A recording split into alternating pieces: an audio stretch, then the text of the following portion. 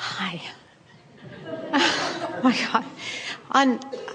On February 6th, I was driving in my car, and I had just registered for this event, and I knew in a moment that I was going to be sitting right here. I just knew it. I've been listening to you for about 2.5 years, and I listen to you almost every day when I'm driving in the car, and I feel like I'm doing a really great job with my life. My life in general is wonderful. I'm retired, and I'm a day trader, and I love it. I started doing it about 4 years ago, and I've spent a lot of money on different courses and different mentors and people that have been just incredibly wonderful and excellent. And I'm not getting the success, not having the success that I would like to have. And I've heard in the last couple of months in your recordings, you talk about focus wheels. And I've kind of tried to do it, and I kind of don't understand how to do that. And I wonder if you would help me with that. Well, given what we just said to you, that a focus wheel will help you to focus. And its purpose is to help you to focus in a more positive direction. Because we were just saying, if you've been focused as you have, in other words, I'm not having the success that I want. I deserve it because I've taken the courses, and I want it, I sincerely want it, but I'm not getting the results that I want. That's where your vibration is. So the focus wheel that you've been doing without even realizing that you've been doing it is, I want to be better at this than I am. So you're leaving it in this place where it can't get better as long as that's the point of attraction that you've got going on. Now, we haven't talked about the focus wheel in a while and in a specific way, but we are eager to do it here and now in relationship to this grid, because if anything could improve your point of attraction, it would be the focus wheel, because a focus wheel causes you right here, right now, to change your vibrational point of attraction. And it will work anytime. Sometimes it's easier than others. So what the focus wheel is, it assumes at the beginning that your vibration is not where you want it to be.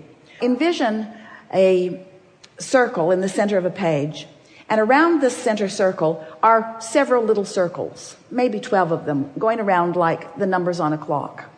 And in the center of your focus wheel, you make your statement of intent. In other words, I want to be really good at what I'm doing here. I want to have great success. We're going to keep reaching for words until we hit on what you think your desire is. I want to be efficient and effective and fast at this. Pretty good. So you write that in the center of your focus wheel, or some version of it. Don't spend a lot of time on that, because you're not where you want to be, and making your statement of intent is probably going to activate within you your own practiced resistance about it. So now the focus wheel process begins. If you can envision one of those merry-go-rounds on the playground, and you want to get on, your friends are already on, and they've got it going really fast, and you try to get on while it's moving fast, you can't. It will just knock you off in the bushes. But if they will slow it down enough that you can get on, then you could speed it up together. And that's what this focus wheel is like. It lets you get on, and then once you're on, then you can speed it up a bit. So the goal is to make a statement that you already believe, something that matches your desire, which is you want to be really good at this day trading business, but soft enough that it doesn't challenge your own belief. So you just find something that already matches a belief that you already hold. So you would say something like, I'm dedicated to being a success. Well, that might knock you off in the bushes a little bit, because dedication doesn't, there are a lot of people that try really hard at things and don't have success. So that probably didn't get you on the wheel. What else might you say that sort of kind of matches that center statement? I love what I'm doing. I love the learning. I love the fact that All right, so just slow down a little bit. I love learning. I love learning. That's really good. So write that in the circle that's up there by 12 o'clock. I love learning. I like the process. I like the process of getting better at something. I like the process of watching myself improve. That's a really powerful statement, and it's true. And it matches what's in the center of this will. So then you make another statement. Can you find something else? I enjoy waking up in the morning and thinking about getting to my computer. I have an eagerness about this. Now that has the potential of knocking you off a little bit, but we'll say that sticks too. So I really love doing this. I have an eagerness about it. What else? I'm passionate about what I'm doing. Yeah. What else? Because what you're wanting to give way is this feeling that you're not quite effective. What you're wanting to give way is this feeling that there's more for you to learn, that you might have to go through the school of hard knocks. I feel like I've got the technical part of it. I just keep making the same mistakes over and over again. All right, so now you're doing that anti-focus will that we were talking about a little bit. So you're wanting to find something that softly lets you on the wheel. So you could say something like, I'll get better and better at this. There have been plenty of things that I've done over time that I wasn't really good at initially. I have an intuitive sense about me. I found that about myself. And once I learned the technical part of it, then the intuitive kicks in. And I've got the technical part of it. Sort of like when Esther began receiving us in the beginning, she received us through it was a word processor or a typewriter in the very beginning. And she already had really good typing skills. She had the basics down. She just then wanted to integrate the receiving with the typing. And so it's sort of the same thing. I've got the basic skills. Now I'm looking forward to feeling the inspiration. That gets you on the wheel. This is really an intuitive business.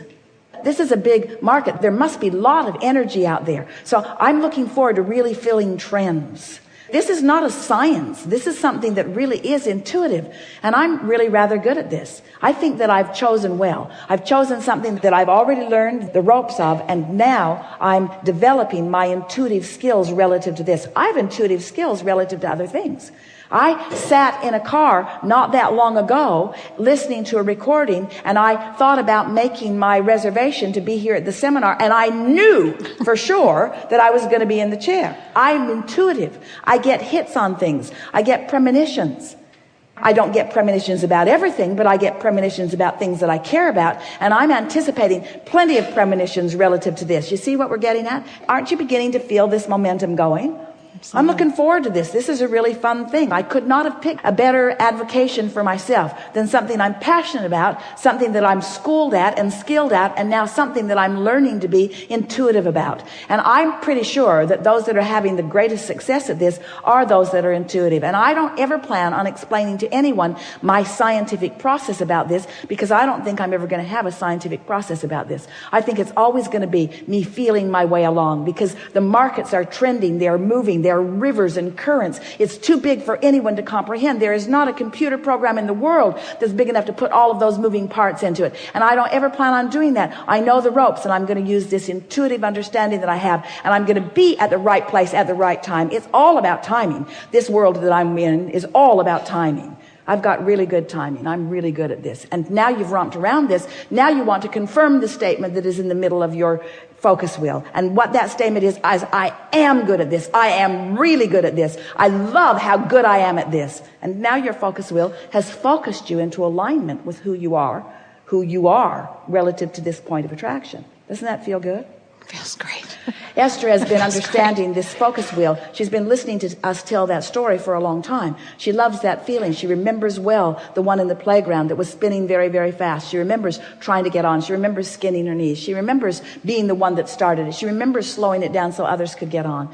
And now she has taken this spinning merry-go-round in the playground to another analogy in her own mind, where she can see her merry-go-round spinning. It's her vortex. It's spinning, and it's this high, really wonderful vibration. And she now understands that because it's spinning in that very good place, anyone who wants to get on who's not up to speed is going to get knocked off in the bushes.